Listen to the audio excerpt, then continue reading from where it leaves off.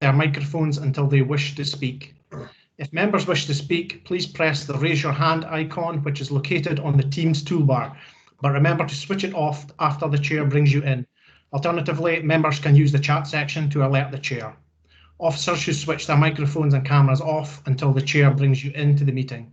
Those observing today's proceedings should have their cameras and microphones switched off at all times. I will now start the recording and undertake a roll call to identify those in attendance. Councillor Reynolds? Here. Councillor Malik? Here. Councillor Allen? Here. Councillor Bell? Present. Councillor Gregg, I believe you're subbing for Councillor Delaney. That's right, I'm here. Councillor Hendrickson? Present. Councillor Radley? Here. Councillor Seller? No Councillor Seller. Councillor Townsend? Here. Thank you. I'll now hand you back to the convener. Thanks very much indeed, Mark. Can I say, Mark, if I do miss any hands up, can you please just butt in and I'll take whoever wants to speak. Thanks very much indeed. Okay, on to the agenda proper. The first item is urgent business. There is no urgent business. Item 2 is exempt business. There is no exempt business. Item 3, confidential business. You have a list on there of all the confidential items. Item 4, declaration of interest. Councillor Malik. Thanks very much, Chair. I have to declare interest on agenda item 9.5. Thank you very much. Councillor Hendrickson. Thank you, convener. I have to declare a minor interest in item 8.2 in that I'm a shareholder with Aberdeen Football Club, but the shareholding is well below the limit set. Thank you. Excellent. Thank you very much indeed. Anyone else? Don't see any hands. Thank you. On to item 5.1, deputations. We have no deputations today. Item 6.1, the minute of the previous meeting of the 10th of November. Can I take it that that is a correct minute? Yep, great, thank you. Item 6.2, the minute of the meeting of the Taxi and Private Hire Car Consultation Group on the 2nd of December. That's for noting. Yep. Thank you. Item 6.3, committee business planner. Any questions at all for Mark on this one? I think everything's... Oh, Councillor Hendrickson? Oh, no, okay. Thanks very much. I've got nothing to add. Okay, thank you very much, Mark. Okay, on to applications for licenses. 7.1, new license for a house in multiple occupation, 25 University Road. This has been granted under delegated powers. Item 7.2, renewal of a license for a house in multiple occupation, first floor flat, 64 Great Western Road. Do we have the applicant and objector here, please?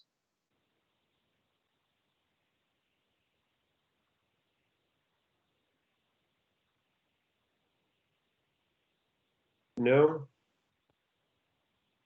Hello? Hello? Hello. Who do we have with us? It's Keith Webster. Okay, Mr. Webster, thank you. Sorry, Councillor Reynolds. Sorry, that Mr. Webster's for a later application. He's a taxi driver renewal applicant. That's not for this item. Okay. All right, thank you. I guess we're all new to this. It's Zoom calling now, eh? Okay, we'll see you later on, Mr. Webster. You can delete at the moment. Okay, do I have to phone back or do you guys phone me? Sandy, do you want to give advice to Mr. Webster?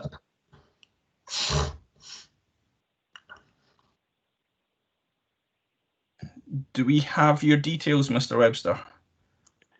You should have. I can give you my phone number again if you need. I'll just double check. Benedict, are you there? Do you have Mr. Webster's contact details that we can call him into the meeting when we require him? Yes, I do have his details. Okay, yeah, we can call you back in when required then, Mr. Webster. That's not a problem. Okay. Okay, thanks very much. Okay. We'll speak to you later on. Thanks a lot. Cheers now. Bye. Thank you. Sorry, members. once again, do we have the applicant and the objector here at all? Yes, Anna Monroe. Hello. Hello. For the record, could you give us your name, please? Anna Monroe.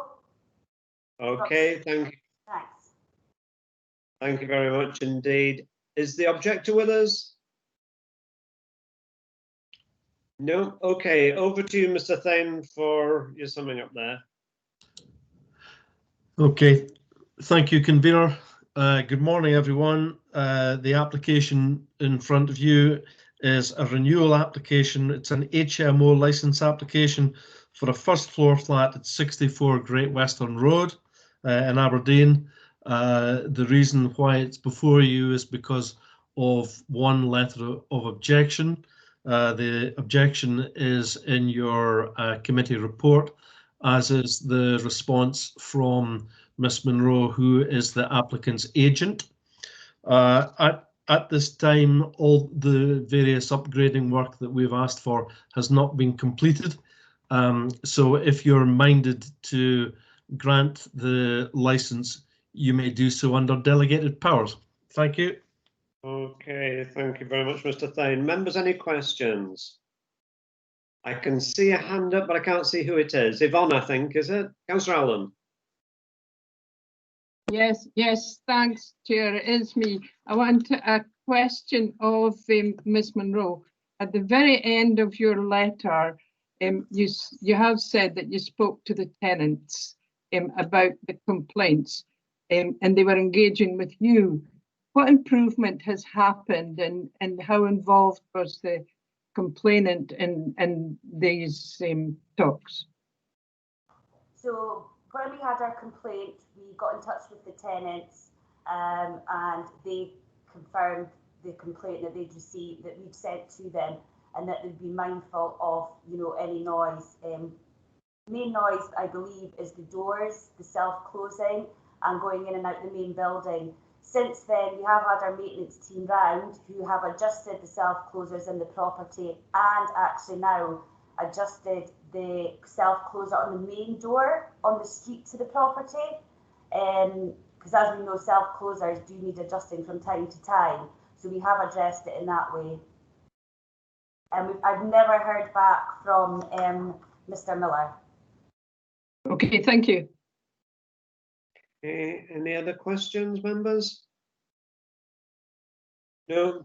Could I ask a question then? Councillor Bell's put up his hand as well. Oh, right. Councillor Bell, we'll take you in first. Thank you, convener. There's also talk of floor coverings being a source of not isolating noise. And I wondered if I can ask Ms. Monroe what's happened on that score. Door closers are one thing, but people making lots of noise, trumping, walking over floors is quite another. Yeah, I mean, the property does have laminate flooring. I'm not sure what's underneath, but I do believe there is some sort of insulation underneath the floor. Any occupier of a property, if you have laminate flooring, whether it's an HMO or not, you are going to hear people slightly moving about, especially in a tenanted building. Like I say, we've had this property since 2011 and never had any problems before. So I really am not 100% sure what's underneath the floor. I did have an HMO inspection just before Christmas with Stuart Forsyth. We were in the hallway and kind of like bouncing up and down the floor, and it does feel there is some sort of insulation underneath that floor, but I'm not 100% sure. Councillor Bell? Okay, so you think there's insulation, but you're not sure. You bounce up and down on the floor, Yeah, to feel, if it's a laminate flooring on a hard floor, you can tell that there's no, maybe insulation under because there's no give, but there seems to be some sort of insulation under there, I believe, but I can't 100% sure without taking a part of the floor up. Could I just ask them what insulation you would expect? What would you expect? What's it called? The foam insulation, the green bouncing. I don't know what it's called. Sorry, I don't know. Okay, so thanks. So I'm sure we could check if that is the case. Yeah. Thank you very much. So just to follow up on that, if I may, we're talking about insulation just under the laminate flooring rather than under the floorboards. Is that correct? Yeah, because I'm not sure what is under the actual floorboards because the property's been like that for many years. So I'm not sure what's underneath. Okay. Looking at the laminate flooring, this seems to be a general problem with HMOs, and of course the legislation is different for HMOs than it is for an ordinary house, of course, and tenements have been on the go for hundreds of years. Mr. Thing, can I ask you a question, please? If there is no insulation underneath, it would show, wouldn't it? We would be able to identify maybe a threshold strip or something like that. Could we have a look at that? We can, convener, when it's safe to do so. We have suspended housing inspections for the time being, but when it's safe to do so, the HMO officer can go back to the property with Miss Monroe and try and find out the level of insulation that's under the laminate flooring. Okay. Is there any guidance, again, Mr. Thane, is there any guidance from the Scottish Government on what type of insulation that goes under laminate flooring? Because I guess this could be, if there's no guidance on that, it's quite awkward for an applicant as well to know if they're putting the right insulation in place.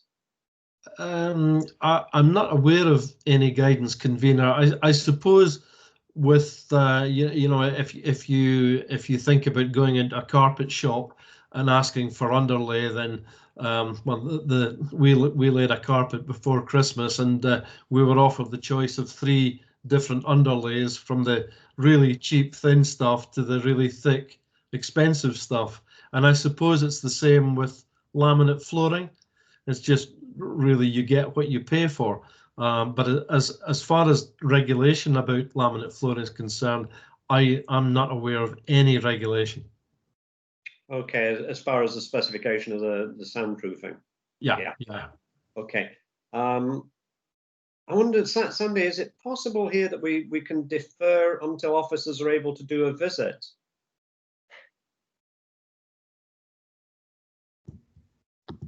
I'm not aware. Ali will maybe know when the application has to be determined by. Again, the issue I would maybe have with that is we don't know when that's going to be. In the current climate, we have no idea when it will be safe for officers to undertake that.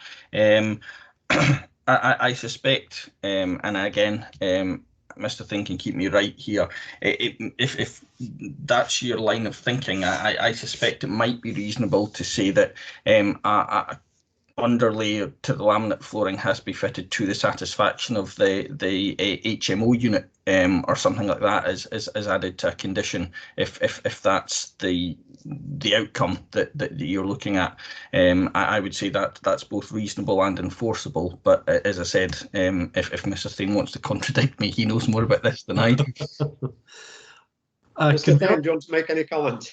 Well, the first comment I would make is that the application was submitted to the council in November, so we have 1 year to determine it. Okay. So we have plenty of time if you want to defer consideration until the officer can inspect the flooring. We've plenty of time to do that, provided the pandemic doesn't go on and on and on. But I would have thought that we would have been back inspecting before November this year. Okay, I think we were saying that in March as well. We hope the pandemic doesn't go on for long, but it's gone on for nearly a year. Okay, so could I suggest to members that we defer this application until officers have had the chance to have a look at the soundproofing? Because I think this is where the problem lies. It is a tenement building, and I think as far as the stairwell is concerned, tenement, and I think we accept tenements for what they are in Aberdeen. But certainly as far as soundproofing above a flat is concerned, something could be done there. Maybe it needs better soundproofing. We won't know until the soundproofing is tested. How do members feel about that? Agreed. Agreed. Is that agreed? Agreed. Okay, thank you very much indeed. So the decision is that we'll defer at the moment. When it's suitable for an officer to come and visit, they'll do that. They'll have a look at the underlay under the laminate flooring, and it'll come back to committee with advice from there on then. Okay. Thank you very much for your attendance. Thank you. Bye-bye now.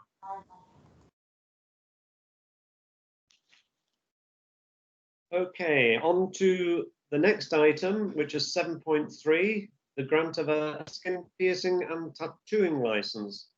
Doretta Alina Michalowska. Do we have the applicant with us?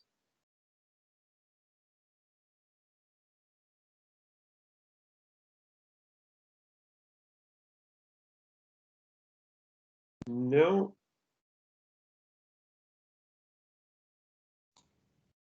No, Councillor Allen, you've still got your hand up, just to let you know, Councillor Allen. I just nearly put it up. I've got a question. Thank you. Okay. Can I bring Sandy in first of all, and he'll do the prelim, and then Councillor Allen, you can ask the question. Sure. Sandy, can you give us an update on this one first of all? Yep, thank you, Councillor Reynolds. Yeah, it's an application for a skin piercing and tattoo licence. It's to be determined by the 27th of February.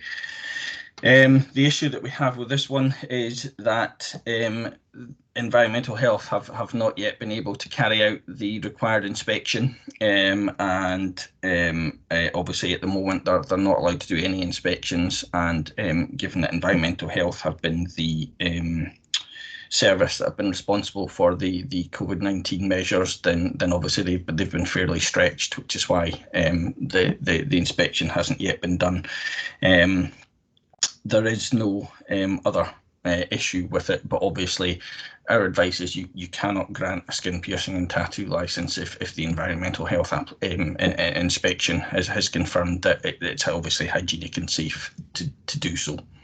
Okay, thank you very much indeed, Sandy. Yvonne, over to you. Yes, I just wondered where the premises were. I've read the paperwork and I can't find identified where the premises actually are. Sandy, I did a search on this myself and it looks like a residential property, but I'm not 100% certain. I might be wrong there. So you think this is happening from her house? Well, can I just explain? It might well be that she's planning to work on in an established tattoo parlour. It's the person that's technically getting licensed, so it doesn't have to have a place of business on the license as such. But obviously, wherever they're going to work in hard materials, etc., they all have to be inspected by environmental health, which is why an inspection still has to take place. So you can have the tattoo parlour itself will have its own license, and then individual tattoo artists can have their own personal licenses because they may work elsewhere as well. So that might be why there's no address on it, because she's not the main proprietor. Although I see Arlene's got her hand up, she might know more than me. Okay, Arlene, over to you. Hi, I've just checked the application form, and it's a salon in Menzies Road. Ah, okay. Right, thank you very much indeed. Yvonne, that answers your question? Yes, that's fine, thank you. Okay, now, Sandy, can I ask a question here? Normally, if the applicant was here, and because of the current situation, we'd be asking her to withdraw her application, and that would be nice, clean, she could apply again. But if we refuse today, which it looks as if we'll have to do, can I ask if we can say, if she applies in a month's time, and everything's getting back to normal, that there is a change of circumstances and she doesn't have to wait the full 12 months then? Yeah, I mean, obviously this isn't the applicant's fault either. Yeah. The fact that this hasn't been done, I would say it doesn't even have to be restricted to the month. If the committee feel it's appropriate, then they can allow her to reapply, obviously within a reasonable time scale, with waiving of the fee, because this one had to be refused through circumstances not of her making. Absolutely, thank you. Councillor Bell, over to you. Thank you, Convener. So I'm getting slightly confused with this application. So the premises are actually, they exist. It's a salon in Menzies Road. So we're being asked to approve this lady to be to have a tattooing license, but we don't know what her qualifications are, do we? So what are we actually approving, or looking at, I should say? Okay, Alvin, you've got the application form in front of you. Can you maybe give us some advice on that? Or Sandy, can you tell us what the well, I would just say that there isn't any qualifications as such in terms of the legislation.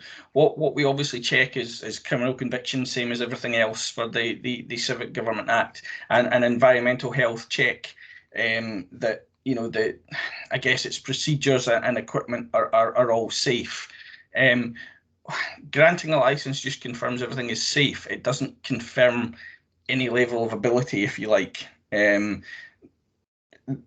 isn't, for all the skin piercing and tattoo licenses that we grant, we don't have anything to say they're qualified to this level or what have you, because there's nothing in the legislation that says, you know, for example, you have to have whatever certificate at grade 3 or whatever like that. There is nothing like that. That's not really what we're checking. We're checking that obviously they're fit and proper, and that the equipment and that their procedures are hygienic and safe for the public. Councillor Bell? So I'm sorry. So we're actually looking at their procedures and so forth, safe to the public, but we don't know. So what I'm being told, what we're being told, is the salon is an existing salon, or is this a new salon? Well, you know, the salon isn't mentioned in the application. So what I'm driving at is, what are we actually approving? So environmental health, what are they going to do? This lady lives in wherever she lives, and she's going to be, should be a tattoo person in this Menzies Road practice, which presumably exists. Yeah, well, what we're being asked, although what I'm advising that you refuse on this occasion because the inspection's not been done, is that Miss Mikalska, that's who we're licensing, that she's fit and proper to hold a license, and if she, for example, if that's where she intends to be working, that's probably where environmental health will check, because that's where her equipment will be, that's where the procedures will be set up. The salon may have its own license. They may have other people there already licensed. They may already have been checked by environmental health. What we are licensing is Miss Mikalska herself. They check things like her equipment, the disposal equipment, things like that, to make sure everything is safe. It's a peculiar type of license that can be related to premises, but doesn't have to be, because you can get tattoo artists that move around. And if they had to get a separate license for every place they went to, that would obviously be problematic and unworkable. So the idea is that the individual is licensed. So the test is done to make sure that where they're working from, their equipment, because they'll take their own equipment with them, and their procedures for ensuring that equipment is kept hygienic, that the disposal of used needles, etc., is in place. It's that kind of thing. So it's Miss Mikalska herself that you're being asked to license. Although again, I would reiterate that if the environmental health check hasn't been done, we would not recommend that this kind of license is granted. Is that okay, Councillor Bell? Yes, thank you. Thank you. Councillor Allen? Yeah, I just noticed that the police are consulted on these licenses and haven't come in with anything detrimental to this lady. Is that correct, character-wise? Yes, Councillor, yeah, there's no other issues. It's purely the fact that the environmental health check hasn't been done that it's before you. That's the only reason. Okay. Can I therefore... Sorry, Councillor Allen. Okay. Yeah, that's fine, thanks. Okay, thanks very much. Can I suggest then that we refuse this application, But bearing in mind what Mr. Monroe said, we can actually take back this application when things get back to some sort of new normality, and we would waive the fee. Is that agreed? Yeah. Yep. Agreed. Okay, thank you very much indeed. Thank you. On to the next item, which is the grant of a street trader licence, Nicholas Swinburne of Kirkhill Drive. This one has been withdrawn. That's right. Yes, the applicant has withdrawn the application to look for an alternative site. Thank you very much indeed, Sandy. Okay, on to 8.1, application for changes to the city centre taxi ranks, etc. Have we got Alan with us, Alan Mackay? Yes, Councillor, both myself and John Wilson are on the call. Excellent. And do we have anyone from Ross? Do we have Ross with us? Just in case there's any. Unfortunately, Ross has been unable to attend work today. Ruth is also on the call as well. So hopefully we can field anything that's necessary. Excellent. That's fantastic. Thank you very much indeed. Alan, do you want to just speak a little bit to your report first of all, and then we'll take members in for questions? Yes, I can do a short introduction unless John wants to do it for me. So as it states in the report, it's being brought forward that due to the Spaces for People programme in the city centre, there's been a number of temporary changes made to taxi ranks on the streets listed. This has been due to physical distancing, but simply health the return of activity to the city centre after the original lockdown, and obviously still persisting at the moment, as reported to City Growth and Resources in October. The purpose of the report and coming to yourselves is to commence the formal process to put these temporary ranks on a proper footing for the remainder of the time that the temporary traffic management works are in place. And leave it at that, and if there's any questions, obviously we can go forward. Okay, thank you very much indeed. Members, any questions at all? Yes, I have a question from GT. Sorry, it's just coming up at the bottom of my screen. Thank you, Convener. I've got a couple of questions, if I could be indulged. I think I have to commend the work of the taxi trade during the pandemic. I'm sure we all commend them with the difficulties they're having. Note the suggested changes to the taxi ranks follows discussions with the taxi trade, so they'll be very much embracing this, I would assume. But I sent an email to Ruth Milne, and she's been unable to answer it because she's obviously otherwise committed. If I could just read the very brief email, Convener. Yeah, by all means. In regard to the changes to city centre taxi ranks, I note at management of risk section that you state the proposal and consultation is vital for continued operation of taxi trade in Aberdeen. Can it be confirmed the timescale for a proposed consultation process and possible implementation, as I believe some of the existing city centre restrictions might be removed at City Growth on the 3rd of February, which could negate the necessity for some of the new temporary taxi ranks? Can somebody expand? That's the first question. Okay. Sandy, I don't know whether that's for you or Alan.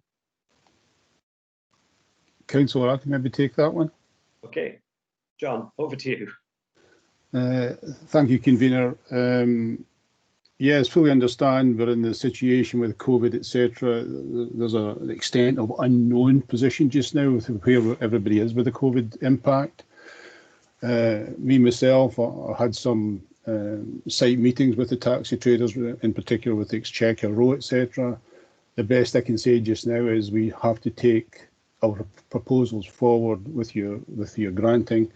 With the current state of where we are, should there be any decision from City Growth on the 3rd, then we'll have to take consideration of that. But I think we just have to work with what we have right at this moment in time.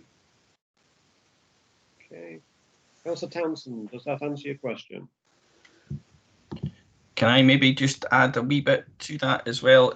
You'll see from the one of the recommendations in the report as well that there has to be a public consultation of at least 28 days. It has to go in a newspaper for 28 days. So that will obviously take us past the 3rd of February. So the consultation period will run beyond the 3rd of February anyway. So we might know more by the end of the consultation period.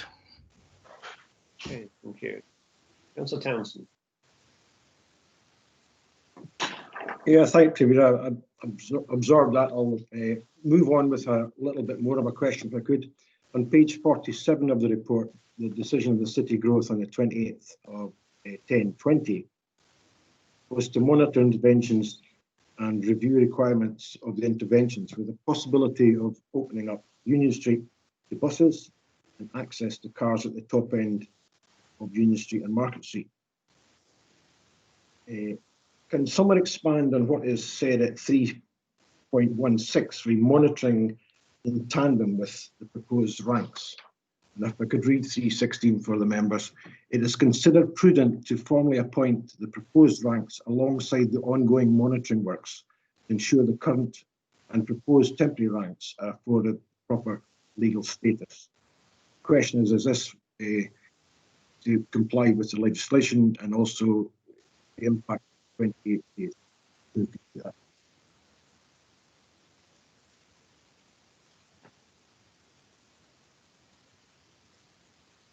who wants to take that?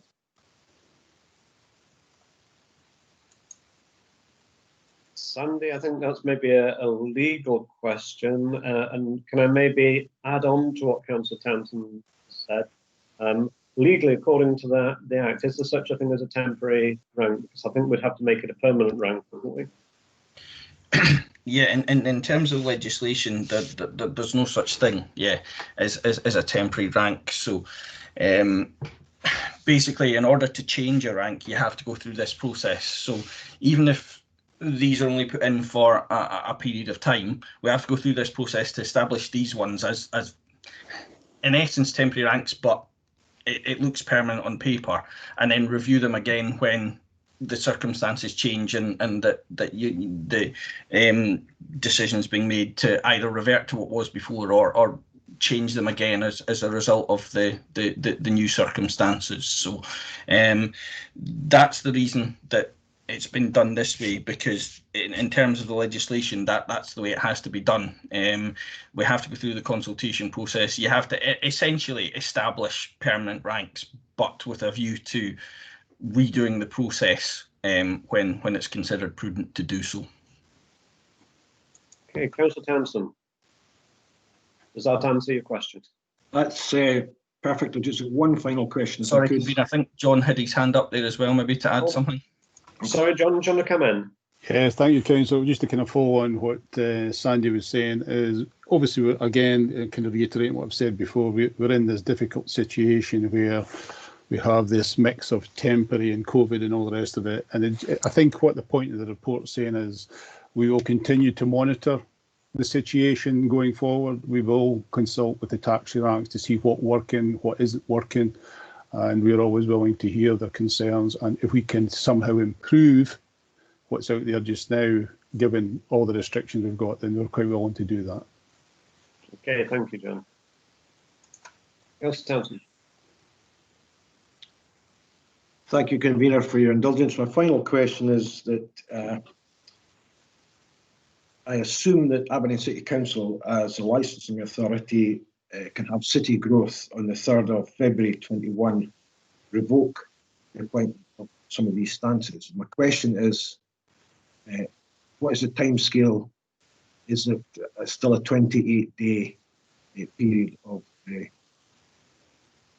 would be involved?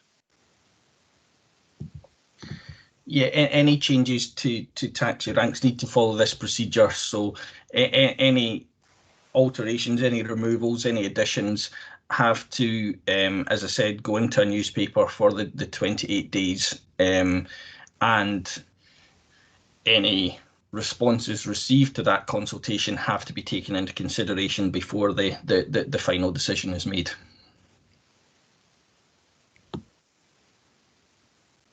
Okay, convener, thank you for your indulgence. That's my questions answered.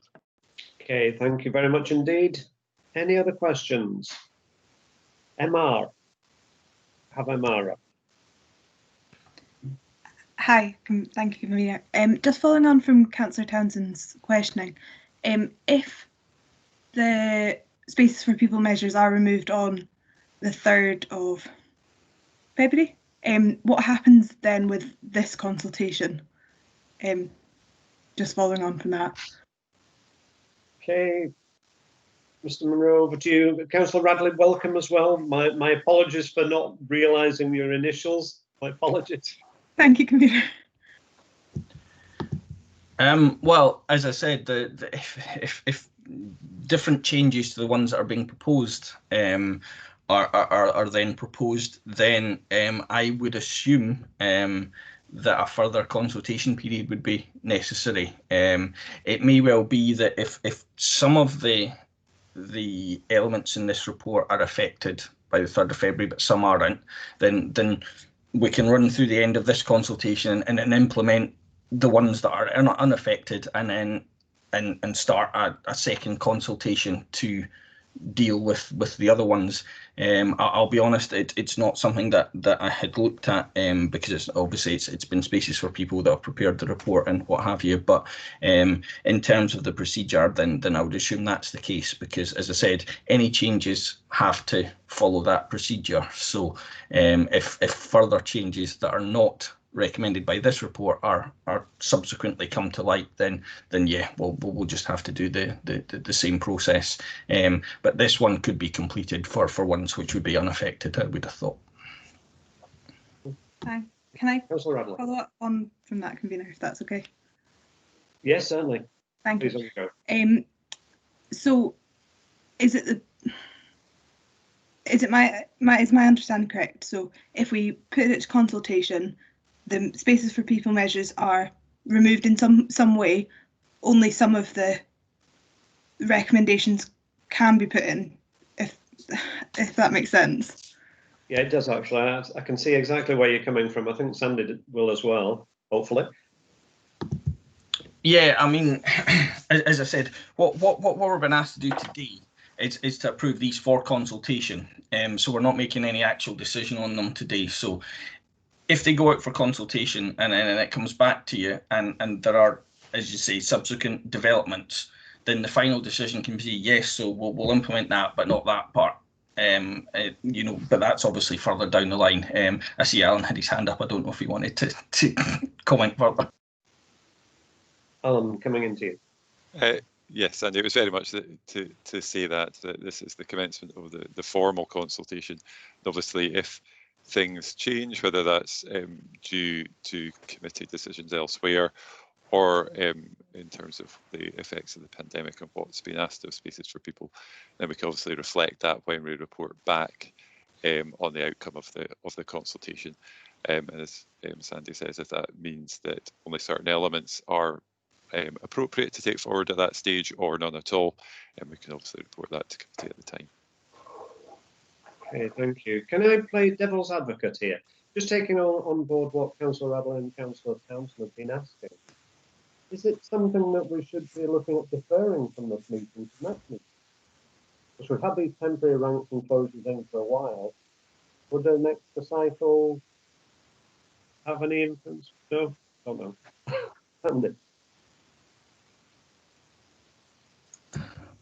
I don't know if that's really one for me to answer, to be honest. I mean, obviously, this is the procedure that should be followed. So we have scope for amending it if further information comes to light. So I'm not sure anything would be gained by it, but I see John and Alan have both got their hands up, so that they might be in a better position. Okay, thank you. John, first of all, and I'll bring in Alan. Yeah, thank you, Convener. I think from my point of view, I'd be quite keen to see these measures implemented as soon as possible. I mean, the feeling that I've been getting from the taxi operators in particular is that they've been experiencing a very hard time through the last year or so, given the COVID impacts had in businesses, etc. And yes, I fully understand there's a report coming to the 3rd of February, which we can't guess what that's going to say or anything along those lines. So I'd be keen to, if you're all minded, to approve these recommendations so that we can move forward with the whole process of putting them in. And if things change, then we can always review them. But I'd rather we don't defer but again, that's your decision. Okay. Alan, over to you. Did you want to? Really just following on from what John is saying there, that obviously this is a formal process to put the ranks on a legal footing in terms of the taxi trade being permitted to wait and apply for hire at these locations. It takes some time, obviously, to do the consultation and then formally make the ranks as well. As we've just explained, we can adapt the final recommendation before it comes to yourselves again. We are catching up on a position just through the necessities of time. So the rationale has really been to move this on to commence, so that the duration doesn't continue to extend before these can be properly established. Obviously, with the ability to amend if things change as we move on. Okay, thank you. Sandy, can I ask a question just on the back of what Kirkhill and Alan have said? Sorry, John, I'm not getting that at all. Sorry, can you hear me? Yeah, I can hear you now. Sorry, I don't want to shout. Bearing in mind that the temporary ranks, etc., and the closures are already in place, taxi drivers are at the moment using those temporary ranks, aren't they? To the best of my knowledge, yeah. So is there any need for a rush if they're already using them and we're already authorising them to use them? I'm just not too keen on going up to 2 lots of consultation. Yeah, well, again, it's as John kind of touched upon, they probably shouldn't be being used just now because they had to be put in place as a result of, you know, the unprecedented situation we're in. Technically, this should have been done first. So that this is to make sure everything's on the proper footing. Again, obviously it's your decision, but my personal legal opinion is that given that we have a wee bit of flexibility with the final, I don't think there is any harm in kicking off the formal procedure just now to get the information back to make the decision further down the line. Because if it's a case of some of the measures get removed, then it may well be that some of the temporary ranks aren't formalised, and we go back to some of the ones that technically are still there. They're just not being used because the formal process hasn't been taken to remove those as yet. So we could bring those back into play fairly simply. We wouldn't need another consultation for those if we don't go ahead with this part. So my opinion is we have sufficient flexibility that we wouldn't be rushing into it, and it would let us get everything on the proper footing and be in a position to take the additional information from the 3rd of February into consideration when we come to, because it's either that or, you know, again, the devil's advocate side of things, if nothing gets removed in February, then we're further down the line and we're just reiterating this same process where I don't think we've got much to lose by starting it a week or so earlier, with the view to getting everything formalised that bit earlier once we know what the full story is. Okay, just following on from that as well. Councillor Townsend had mentioned in the report there that Union Street may be open to buses, etc. Does that mean that because taxis are a public service, that it will be open to taxis as well? That's for John or Alan to answer, I suppose.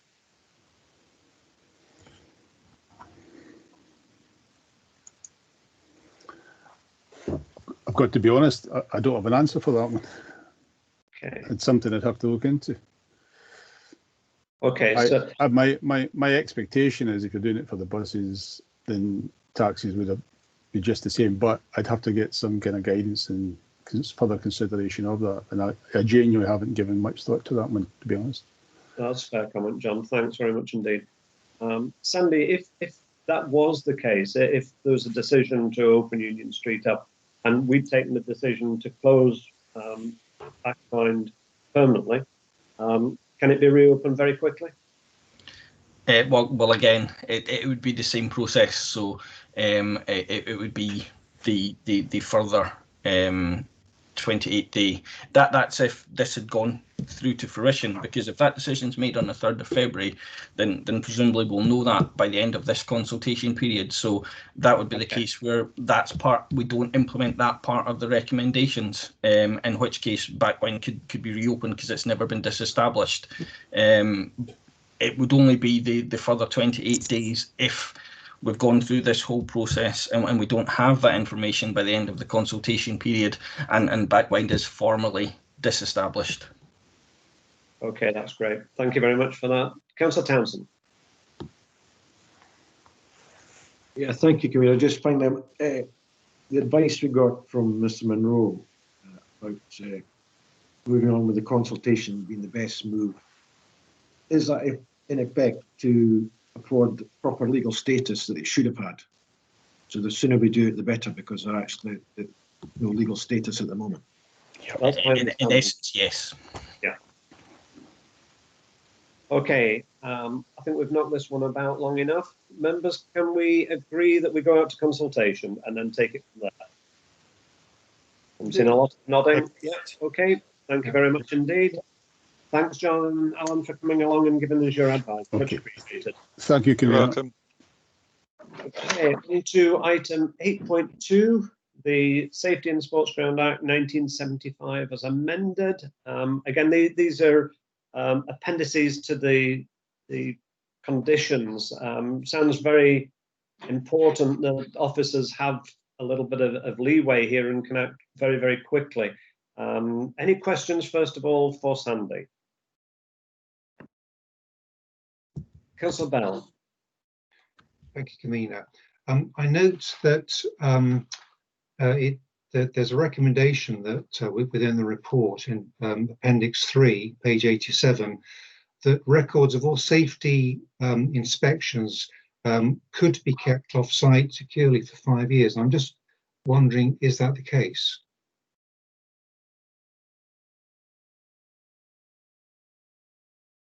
Well, although John said questions for me, I will defer to Arlene because it's her report and she knows more about this than I do.